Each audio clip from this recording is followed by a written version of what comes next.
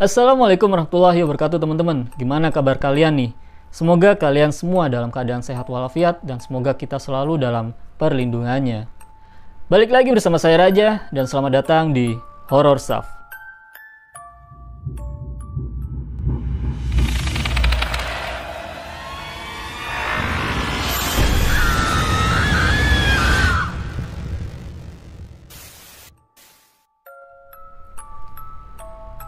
Wah, udah bulan Ramadan aja nih ya.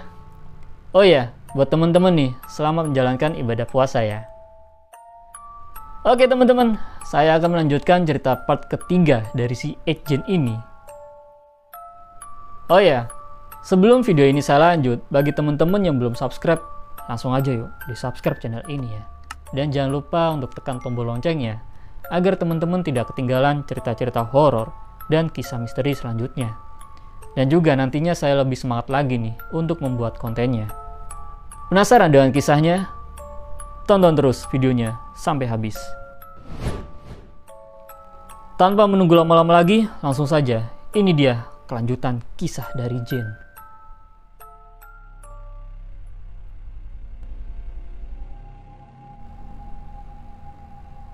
Rumah Jin dan tanah seluas 195 ekar atau 78,9 hektar. Dinilai appraisal seharga 4,700 US dollar atau setara dengan 41.000 US dollar pada tahun 2018. Harta miliknya dijadwalkan akan dilelang pada tanggal 30 Maret tahun 1958. Di tengah desas-desus bahwa tanah di mana rumah itu berdiri mungkin akan menjadi objek wisata. Menjelang pagi, pada tanggal 20 Maret, rumah itu hancur terbakar.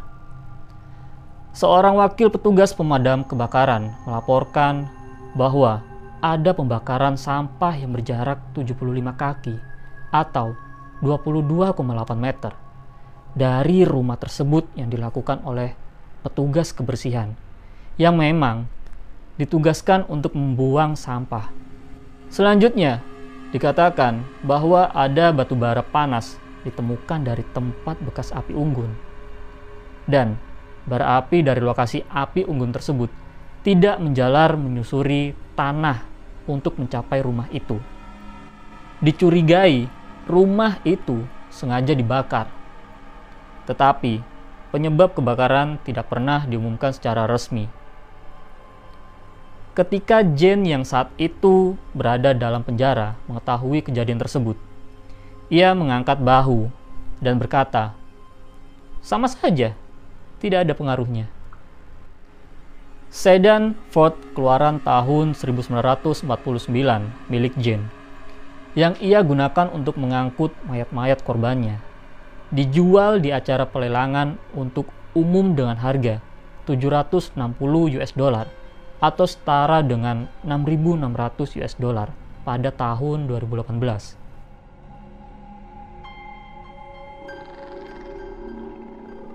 Pemenangnya adalah seorang operator pertunjukan karnaval bernama Bunny Gibbon. Gibbon kemudian menjual karcis masuk karnaval seharga 25 sen untuk melihat mobil Ford itu.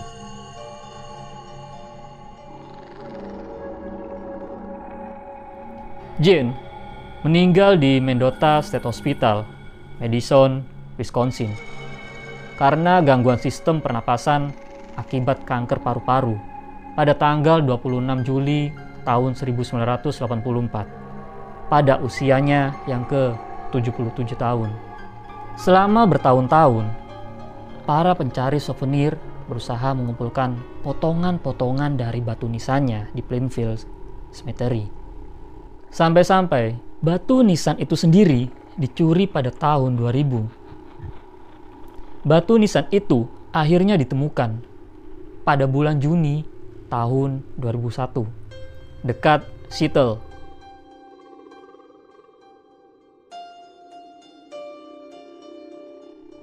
Dan kemudian disimpan di Departemen Sheriff Wasahara County. Makam itu sendiri sekarang tidak ditandai. Tetapi bukannya tidak diketahui, Jane dimakamkan di antara kedua orang tuanya dan kakak lelakinya di kuburan tersebut.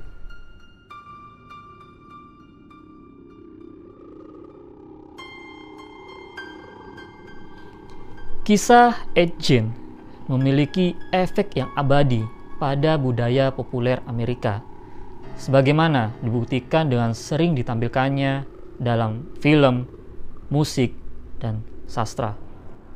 Kisah ini pertama kali menjadi perhatian publik secara luas dalam versi fiksi yang disajikan oleh Robert Bloch dalam novel suspense pada tahun 1959-nya, yaitu Psycho.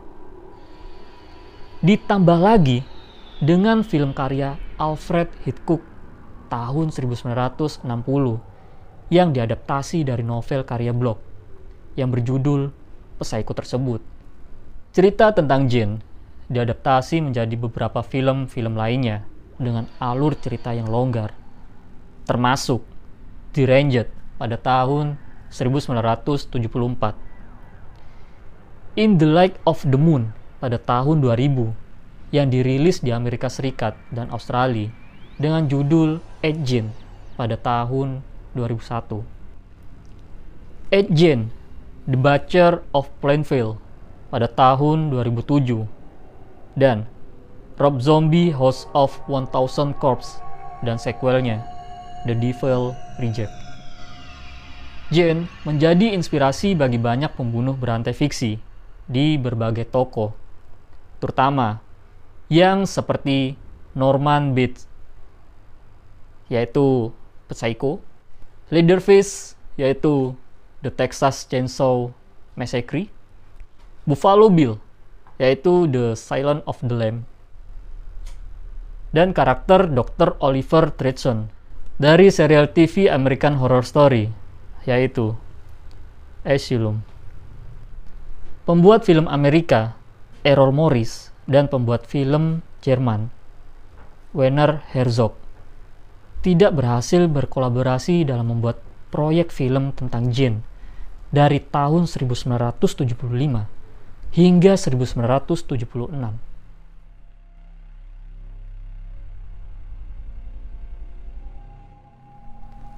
Morris mewawancarai Jane beberapa kali dan menghabiskan waktu hampir setahun di Plainville untuk mewawancarai puluhan warga setempat. Pasangan sutradara itu berencana untuk menggali kuburan Ibu Jane secara diam-diam guna membuktikan suatu teori, tetapi tidak pernah menindaklanjuti rencana tersebut dan akhirnya mengakhiri kolaborasi mereka.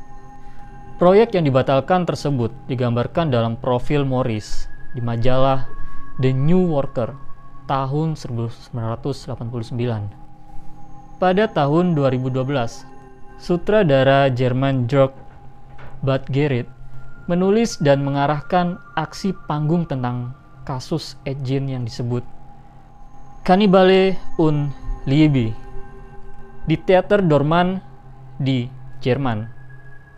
Peran sebagai Jane dimainkan oleh aktor Uwe Rohbeck.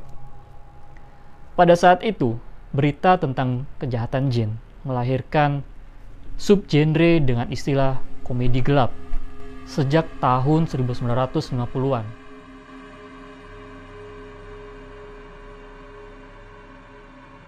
Jane sering dieksploitasi oleh seni transgresif atau shock rock.